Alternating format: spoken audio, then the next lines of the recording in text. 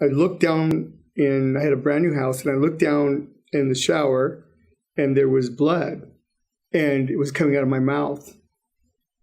I was probably ignoring a lot of the signs of a cardiomyopathy. On my 41st birthday, I began to have chest pains really bad, and I thought I was having a heart attack. I was then rushed to the hospital. It was really, really difficult for me. I found out that my ejection fraction after an echocardiogram was at 19.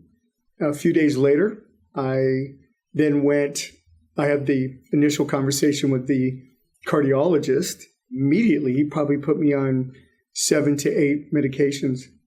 And he said, Greg, one thing I'm going to advise you to do is don't go on the internet and don't start looking stuff up.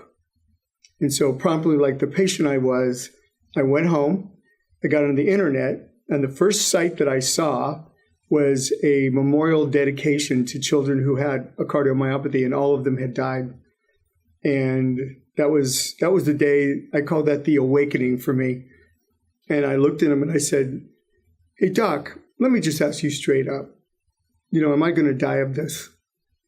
And I think he was shocked that I asked him that. And he said, well, I'll tell you what, Greg. I would probably advise people in your position not to buy green bananas. It kind of hit me. Well, people who wouldn't be buying green bananas didn't have a long time for them to ripen. And I was so stunned. When I got home, I went to the grocery store and I bought all green bananas. And I never told my wife that story until much later. And she felt bad. It was very sad for me. And I thought, I think this guy means I'm going to die. That was the beginning of 13 either heart surgeries or procedures that I've had. I remember thinking, win, lose, or draw here. I want them to know that I did everything possible to stay alive for them, for me, and for my wife. My wife was very young with 3 children, and I was devastated. In my head, really consciously, I thought, no matter how successful I've been and what I've done, I can't buy my way out of this. And I began writing goodbye letters to my children. And after the last one, to my son, who would never know me, he was only 13 months old, I made a decision. I prayed on it. I thought about it and said, I'm not going to die of this. I'm not going to let it. I'm not going to do it. And I'm going to be totally determined to do anything I possibly can. And within about 3 weeks, I was asked to do another heart procedure. And I said, yeah. I was completely, I guess I want to say even ignorant of knowing that there was anything else. Certainly any other thing for the heart. I was going to one of the top hospitals in the world. And I liked this new doctor. So throughout the years, I was just wanting to do anything I could to live. I was not doing well. I was getting infections in my mouth. I had sleep apnea. My blood sugar, my A1C was 13. I was retaining incredible amount of fluid and taking 2 water pills a day, Lasix. I'd had a stent put in for heart disease. And I was explained that a cardiomyopathy is a disease of the heart, and a stent was heart disease, if you will. So I also had that. About 2009, I decided that some things were going to obviously have to change. And my doctor told my wife and I that I was not going to live. I had gone through all of these surgeries, and this is January. In last July, my heart began to decline again. And I was told there was a very good chance that I probably should have what they call a cardiac ablation.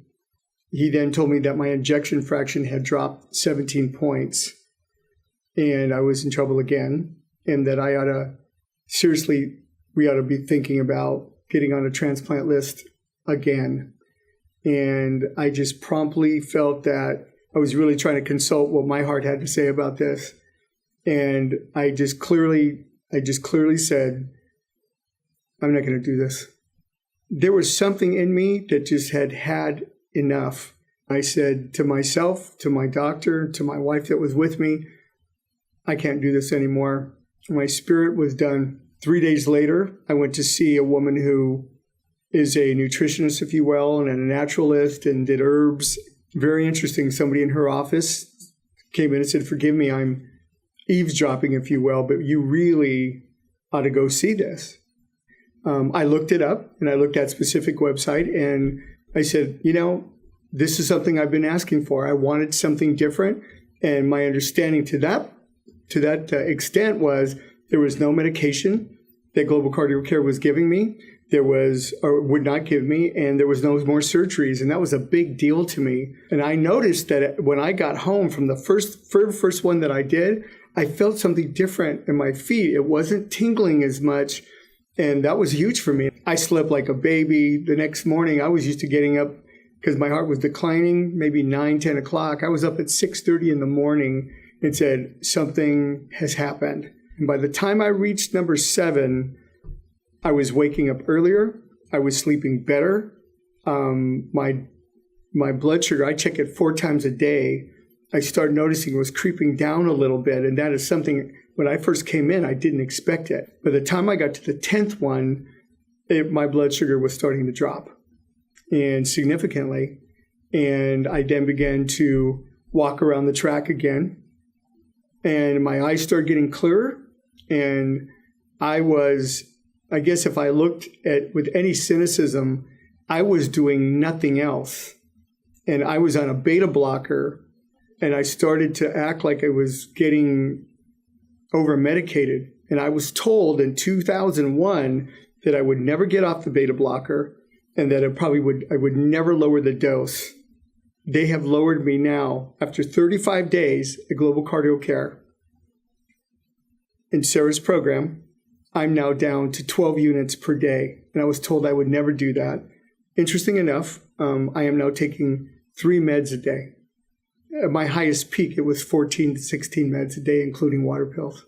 The one thing that my cardiologist certainly said is, well, even having the less amount of sugar in your system and in your heart, obviously, we can take you off the transplant list at this point. We think you're doing fantastic. And they had recently called me about 2 weeks ago just to see if I was still doing well. And I was walking around the track. I had done 1.5 miles. In terms of Sarah, I will be eternally grateful just for her spirit and the way that she deals with things and her openness to being of service. I think that's something you don't see on the internet about this, and you don't hear until you really go into Sarah's program. I think it's really a service to people. We're responsible for our own health and our own journey, and that's why I came, because ultimately I was going to live or I was going to die, and it was my decision.